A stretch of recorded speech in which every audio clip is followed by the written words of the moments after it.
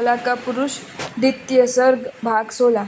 श्री अजितनाथ प्रभु की भक्ति संपन्न इंद्रादि देवता आकर समय समय पर की सेवा करने लगे। कुछ देव अजितनाथ प्रभु की लीला देखने के लिए उनके समय वयस्क बनकर उनके साथ क्रीड़ा करने लगे। प्रभु की वाणी दुग्ध अमृत रस का पान करने की इच्छा से कुछ देव विचित्र नम्र उक्तियों से आदर वचनों से उनके साथ बातचीत करते। आज्ञा देने नहीं वाले प्रभु की आज्ञा पाने के उद्देश्य से क्रीड़ा युक्त में बाजी लगाकर प्रभु के आदेश से कुछ देवता अपना धन हार जाते, कुछ देव उनके छड़ीदार बनते, कुछ मंत्री, कुछ उपाहनधारी और कुछ क्रीड़ारत प्रभु के समीप अस्त्रधारी होकर रहते। सगर कुमार ने भी शास्त्र अध्ययन कर सेवक की तरह अपनी सेवाएं उन्हें अर्पित की। उत्कृष्ट बुद्धि संपन्न सगर उन सभी संशयों को जिन्हें उपाधि दूर नहीं कर पाते अजितनाथ प्रभु से जिज्ञासा करते। भरत चक्रवर्ती भी इसी प्रकार भगवान ऋषभदेव से जिज्ञासा कर अपना संशय दूर करते थे। अजित कुमार मति, श्रुत और अवधि ज्ञान से सगर का संदेह सूर्य जिस प्रकार अंधकार को दूर कर देता है उसी प्रकार दूर कर देते। 3 प्रयत्नों से दमन और आसन सुदृढ़ कर स्वबल से मदमत हाथी को वशीभूत कर सगर प्रभु को अपनी शक्ति का परिचय देते। वाहन रूप में नियुक्त अनियुक्त अश्व को वे 5 चालों से प्रभु के सन्मुख चलाते। वे तीर से राधावेद, शब्दवेद, जल के भीतर रखा लक्ष्यवेद और चक्रवेद कर प्रभु को अपनी शर विद्या की निपुणता का परिचय देते। ढाल और तलवार धारण कर वे आकाश के मध्य मार्ग स्थित चंद्रमा की तरह फलक में अर्थात रंगभूमि में प्रवेश कर अपनी पादगली अर्थात असी विद्या की निपुणता दिखाते। वे आकाश में चमकती विद्युत रेखा को भ्रम उत्पन्न करने वाली वर्षा शक्ति व शर्बला को अत्यंत वेग से घुमाते। नर्तक जिस प्रकार नृत्य दिखाता है उसी प्रकार सर्व विषयों में निपुण सगर विभिन्न प्रकार से चूड़ी छलाना दिखाते। इसी प्रकार अन्य शास्त्रों के व्यवहार चातुर्य गुरु भक्ति से या उपदेश ग्रहण करने के लिए अजित स्वामी को दिखाते। अजित स्वामी सगर को उसी विषय का उपदेश देते जिनका उनके अभाव था। इस भांति उत्तम पुरुष के शिक्षक भी उत्तम होते हैं। इसी तरह दोनों कुमारों ने स्वयोग्य क्रीड़ा कौतुक करते हुए पथिक जिस प्रकार गांव की सीमा का अतिक्रमण करता है उन्होंने अपने बाल्यकाल का अतिक्रमण किया।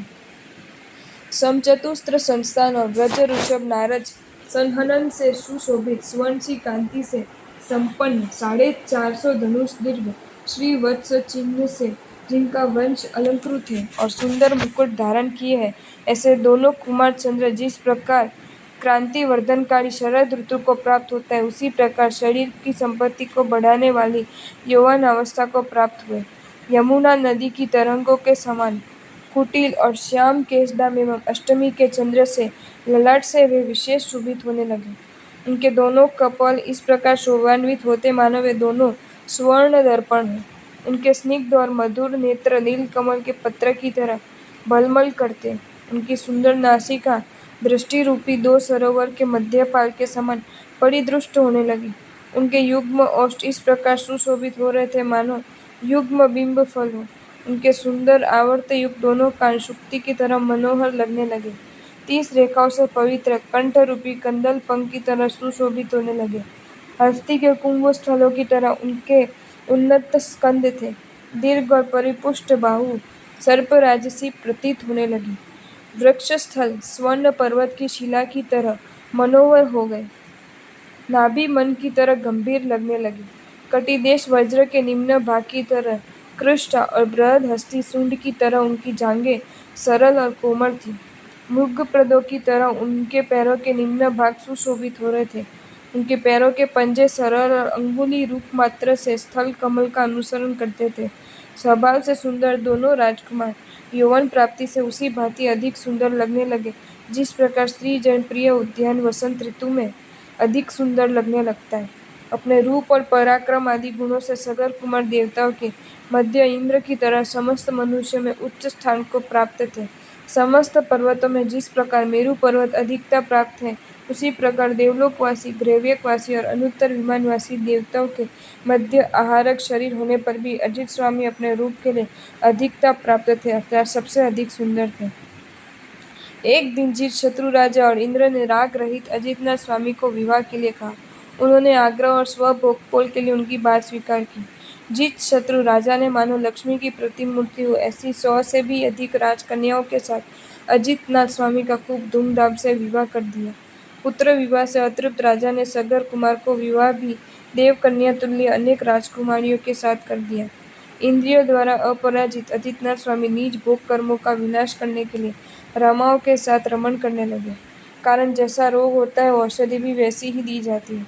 हस्तिनियों के साथ हस्ती जिस प्रकार क्रीड़ा करता है, सगर कुमार भी उसी प्रकार स्वपत्नियों के साथ विभिन्न क्रीड़ा स्थलों में विभिन्न क्रीड़ा करने लगे। एक दिन अनुज सहित संसार विरक्त राजा जीतशत्रु 18 पूर्व लक्ष वर्ष की आयु समाप्त संपन्न अपने पुत्रों से बोले, हे पुत्रों, हमारे पूर्व पुरुष दीर्घ काल तक विधि सहित पृथ्वी का पालन कर उसे पुत्रों के हाथों सौंपकर मोक्ष के साधन रूप व्रतों का ग्रहण कर लेते थे। कारण मुक्ति की साधना ही स्व कार्य है, अन्य समस्त कार्य तो अन्य के लिए होते हैं। इसलिए हे कुमारों, अब हम व्रत ग्रहण करेंगे, यही हमारे कार्यों का हेतु है, अर्थात जीवन का उद्देश्य है और वंश परंपरा है। हमारा भी अभी यही मत है कि तुम दोनों इस राज्य के राजा और युवराज बनो और हमें प्रव्रजित होने की आज्ञा दो। अजितनाथ बोले, पिताजी, ये आपके योग्य ही है। भोग कर्म रूप विघ्न यदि नहीं होता तो मेरे लिए भी व्रत ग्रहण उचित था। विवेकी पुरुष किसी के भी व्रत ग्रहण करने में बाधक नहीं बनते, तब समयानुसार कर्म करने वाले पूज्य पिताजी के लिए मैं कैसे बाधक बन सकता हूँ। जो पुत्र भक्तिवश पिता के चतुर्थ पुरुषार्थ अर्थात मोक्ष साधने में विघ्नकारी बनते हैं, उन पुत्र को पुत्र रूप में शत्रु उत्पन्न हुए ऐसा मानना होगा। फिर भी मैं ये प्रार्थना करता हूँ कि मेरे छोटे पिताजी चाचा सिंहासन पर बैठे, कारण आपके ये विनयी अनुज हमसे भी अधिक है। ये सुनकर सुमित्र बोले, राज्य लेने के लिए मैं स्वामी का परित्याग नहीं करूँगा, क्योंकि अल्प लाभ के लिए अधिक लाभ को कौन छोड़ता है। विद्वान राज्य, साम्राज्य, चक्रवर्तीत्व एवं देवत्व से भी गुरु सेवा को अधिक मानते हैं। अजीत कुमार बोले, आप यदि राज्य नहीं लेना चाहते तो हम लोगों के प्रेम के लिए भावयती बनकर घर में रहे। उसी समय राजा बोले, हे भाई, तुम पुत्रों का आग्रह सुनो, कारण जो भाव से साधु है वही साधु होता है। फिर ये तो साक्षात तीर्थंकर है, इसके तीर्थ में तुम्हारी इच्छा सफल होगी। अतः हे भाई, तुम इसके तीर्थरत्व की प्रतीक्षा करो और यहीं रहो, शीघ्रता मत करो। एक पुत्र को तीर्थंकर और दूसरे को चक्रवर्ती पद प्राप्त होते देख सुख से भी अधिक सुख प्राप्त होगा। यद्यपि सुमित्र दीक्षा लेने का बहुत उत्सुक थे, फिर भी अग्रज की बातें उन्होंने स्वीकार कर ली, कारण समुद्र मर्यादा की तरह गुरु आज्ञा सत्पुरुषों के लिए अलंघ्य है। अर्थात जिस प्रकार समुद्र अपनी मर्यादा का परित्याग नहीं करता, उसी प्रकार श्रेष्ठ पुरुष भी गुरुजनों की आज्ञा का उल्लंघन नहीं करते। प्रसन्नचित्त राजा जीतशत्रु ने खूब धूमधाम पूर्वक स्व हाथों से अजित स्वामी का राज्य अभिषेक किया। उनके राज्य अभिषेक से समस्त पृथ्वी प्रसन्न हुई। विश्व की रक्षा करने में जो समर्थ है, उनका नेतृत्व पाकर कौन आनंदित नहीं होता। फिर अजित स्वामी ने सगर को युवराज पद पर अभिषिक्त किया। इससे अपने भाई के प्रति प्रीति संपन्न अजित स्वामी ऐसे लगने लगे मानो वहां उन्होंने स्वयं ही अन्य मूर्ति स्थापित की हो। अजितनाथ ने बड़ी धूमधाम से पिता का निष्क्रमणोत्सव मनाया। उन्होंने ऋषभ स्वामी के तीर्थ में वर्तमान स्थविर महाराज से मुक्ति की माता रूप दीक्षा ग्रहण की। बाह्य शत्रु की तरह अंतर शत्रु को जीतने वाले उन राजर्षि ने राज्य की तरह ही व्रतों का पालन किया। अनुक्रम से केवल ज्ञान उत्पन्न होने पर शैलशी ध्यान में स्थित उन महात्मा ने अष्टकर्मों का विनिष्ट कर परम पद अर्थात मोक्ष प्राप्त किया। इधर अजितनाथ स्वामी सर्व प्रकार की रिद्धि सहित सहज भाव से संतान तुल्य पृथ्वी का पालन करने लगे। वे दंड आदि के बिना ही सबकी रक्षा करते थे। इससे जिस प्रकार उत्तम सारथी से चालित अश्व पथ पर सरल गति से चलता है, उसी प्रकार प्रजा भी सन्मार्ग पर चलने लगी। प्रजा रूपी मयूरी के लिए मेघ तुल्य और उसका मनोरथ पूर्ण करने में कल्पवृक्ष तुल्य अजितनाथ महाराज के राज्य में चूर्ण शस्यादि के बंधन, पशुओं के वेदमणियों के तादन वाद्य पर संताप स्वर्ण को तप्त शस्त्र ही होते। इस प्रकार उत्खननशाली धान्य का, वक्त्रता स्त्रियों की, बोहों में मार शब्द का प्रयोग युद्ध क्रीड़ा में, विदारण शस्य क्षेत्र का, कैद पिंजड़े के पक्षियों को, निग्रह रोग का, जड़दशा कमल की, दहन अग्रु का, घर्षण चंद्र का एवं मंथन दही का ही होता। पीसा भी इक्षु ही जाता था, मधुपान ब्रह्मर ही करता, मतबाला हाथी ही होता, कलह होता स्नेह प्राप्ति के लिए, भय निंदा का, लोभ गुण का और अक्षमा दोष के लिए ही प्रयुक्त होती। अभिमानी राजगण भी स्वयं को सेवक समझकर अजितनाथ स्वामी की सेवा करते, कारण अन्य सभी मणियां चिंतामणि के सन्मुख दासी रूप में ही अवस्थित होती है। ये दंड नीति का प्रयोग नहीं करते। इतना ही नहीं, वे कभी भ्रू भी वक्र नहीं करते। इतना होने पर भी समस्त प्रजा भाग्यवान व्यक्ति की पत्नी की तरह उनके वशीभूत थी। सूर्य जैसे स्वकिरणों से सरोवर के जल को आकृष्ट करता है, उसी प्रकार स्वप्रताप से वे राजाओं की लक्ष्मी को आकृष्ट करते थे।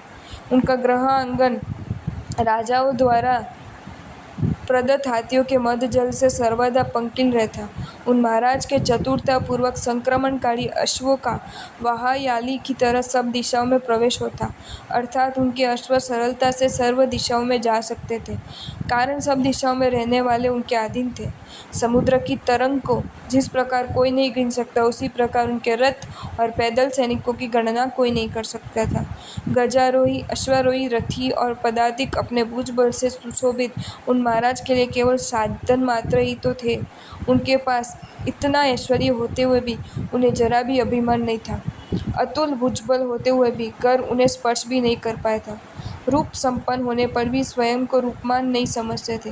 विपुल लाभ भी उन्हें उन्मादी नहीं बना सका था। दूसरों को उन्मादी बनाने पर भी उनके मन में जरा भी घमंड नहीं था।